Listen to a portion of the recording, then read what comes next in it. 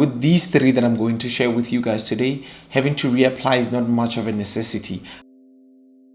Hello scented world, welcome back to yet another fragrance review.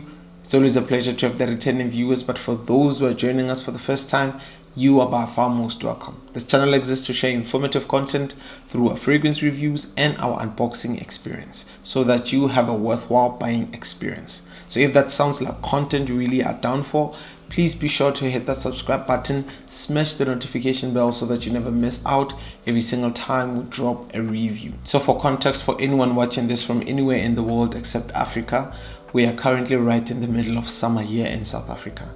So our summer starts from December right through to March. The season often starts a bit slow in December. It's only towards the end of December that the heat starts picking up.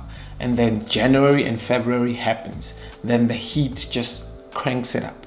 We're talking upper 30s to 40 in some regions. So it really can be tempting to wear your aquatic fragrances to work in attempts to curb the heat. As you can imagine, these types of fragrances don't have the longest lasting blends. So with most freshies or aquatics that I get to wear to work, I always have to reapply by lunchtime, maybe 2 to 3 sprays so that they can push me up until end of business. But with these three that I'm going to share with you guys today, having to reapply is not much of a necessity unless I'm really craving that opening goodness, you know? It's really a thing. So yes, we have 3 fragrances that we're going to talk about today. Let's not waste any time and jump right on. The first fragrance we're going to talk about is this beauty right here, Aqua di Profumo from the house of Giorgio Armani. This one is classified as an aromatic aquatic fragrance for men. It was launched in 2015 and the master perfumer behind this one is Alberto Morillas. So this fragrance has been discontinued, the one in this particular packaging to be precise. So Profumo has that amazing fresh aquatic DNA from the original Aqua di Gio, but they added some depth to it with some spices and incense. So from the top you're going to get a blend of sea notes with bergamot, and in the heart there's rosemary, sage and geranium, and right on the base you have incense with patchouli, an absolute masterpiece. You can dress this one up for the office and business meetings, all thanks to the incense and spices. They just add some body to this fragrance. And you can also dress it down to some casual or even gym. It just works. Someone said that this is unapologetically masculine, and that is absolutely true. I prefer this one strictly at an air-conditioned environment if I'm pulling it off in summer, because the lavender and the incense can be unbearable for our summer here in Mzansi.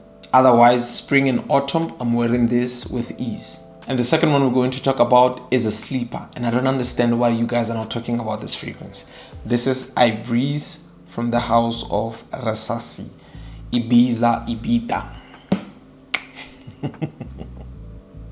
This is also classified as an aromatic aquatic fragrance for men. This opens with marine notes, extremely fresh and salty, like you just got hit by waves at the beach. Photorealistic salty, no jokes. And in the heart you get bergamot and ginger, and the ginger in this one unfortunately is held back for my liking.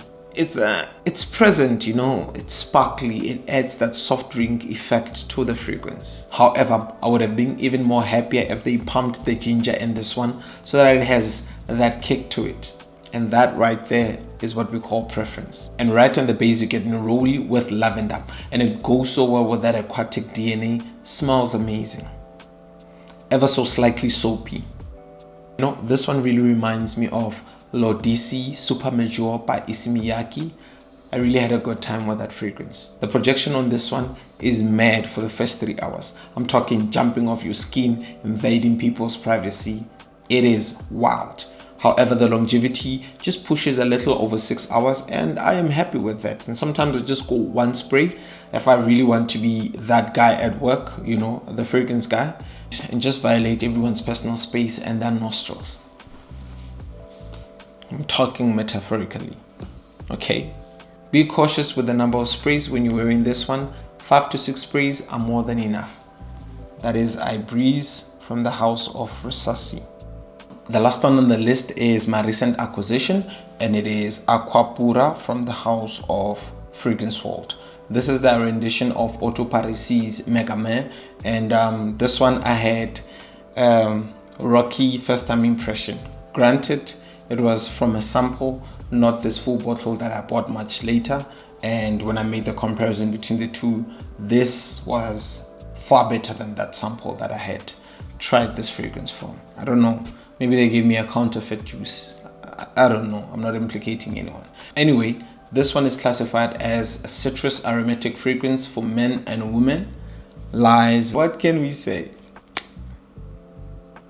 Like I said, my first experience with this one from the sample that I got was really not cool.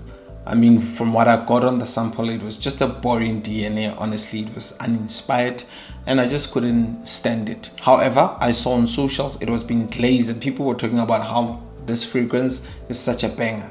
And I was like, you know what, let me give a full bottle a chance. I mean, they're really affordable. I went ahead, bought it, and I can tell you now with certainty that this juice and that sample are not the same thing. They were not cooked in the same pot. Honestly, don't know what could have went wrong with that sample that I got in comparison to this, because they are not the same thing. I could have possibly bought from a maybe faulty batch. We will never know. So in the process of testing it and experimenting some layering combos with it, I've actually been enjoying it. So this one opens with some citruses, this bergamot and lemon, which quickly dissipates as ambroxan and seaweed make their way up. And in the base, you're going to get some musky presence together with the woods. This one smells as green as this cap. The seaweed is really hard to miss. Certified room filler. The projection is beastly on this one.